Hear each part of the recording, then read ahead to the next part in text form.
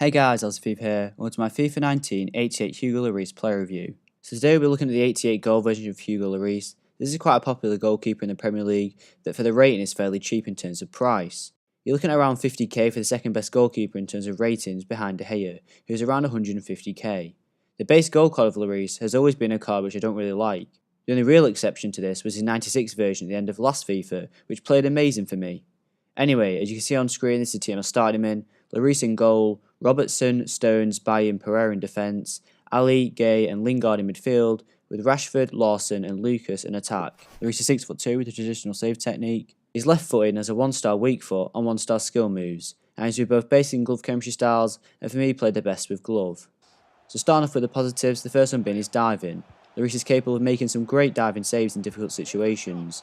The variety in his diving animations is also great, as he can readjust to make the best attempt at saving the shot. He also makes some incredible looking saves, such as one-handed stops, which thanks to his high diving attribute allows Lloris to regularly do this in games. The only issue I had with his diving was that sometimes he had the animation where they don't really move before starting the diving animation, almost as if their feet are stuck to the ground. This doesn't happen all the time. With the keeper of Lloris's ability, it's frustrating to see goals go in, when you know he could have done better. The next positive is his reflexes, which for me were the best thing about the card. As it's his highest stat on the card, it's what you expect it to be in game. Lloris makes some crazy reflex saves in one-on-one situations, where you just expect your opponent to score. Bearing in mind that all these games are from the weekend league, more often than not, my opponent will try and get as close to my goal as possible, so his reactions were called upon in most games. I'd say that he's one of the best keepers in the game when it comes to instant reaction saves, as he enters the diving animation so quickly, and he actually has a decent success most of the time. The next positive and the final positive is his speed, which again like his reflexes is one of the biggest selling points to Lloris. He's without a doubt an out and out sweeper keeper, and that's how I'd recommend you to use him in game if you want to get the most out of his performance. He instantly gets off his line if you tell him to, and he either comes to collect the ball or pressure your opponent. The good thing about this card is that his acceleration and sprint speed are equally as great, putting him as one of the fastest goalkeepers in the game.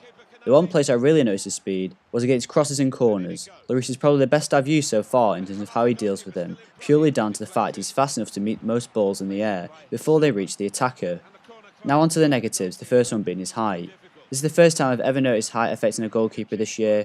Now it's not a major con like it has been in previous years, as I don't think it impacts the card that much, but there was a couple of occasions where a taller keeper in my opinion could have made a better attempt at a save, purely because they have a longer reach.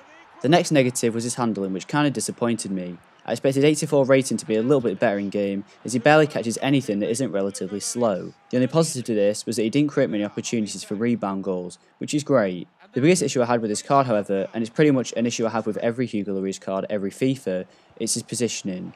As a top tier keeper, Lloris concedes way too many shots from around the edge of the box or further out. Maybe it's a combination of height and positioning which is the issue, but he is prone to conceding long shots. He was also occasionally not positioned the best when rushing out attackers. He didn't always approach them at the best angle, leaving to concede an easy goal, as he could just strike the ball past him. The final issue I found with Lloris was his distribution. His kicking is on the low side, rated at 68. The only thing you can really do with him is beat it upfield or throw it to a player in your back line. His kicking is fairly powerful but not that accurate. He doesn't have the long throw trait, so you can't throw the ball close to the halfway line. His 1-star weak foot also doesn't help, so it's really hard to start up an attack from the goalkeeper position with this card. So overall, I'm going to give 88 Lloris a 7.8 out of 10. This is a fairly high rating considering the number of negatives, but if you use this card right, I can see him being good for your team. His kind of saving attribute is really his reflexes, as they are quite amazing in game and he can make some match-winning saves that other keepers just couldn't. However, his inability to consistently stop shots from outside the box kind of ruined my experience with this card. Thanks for watching. If you enjoyed the video, please leave a like and don't forget to subscribe. And to request any future content, then please just leave a comment in the comment section below, and I'll be sure to reply.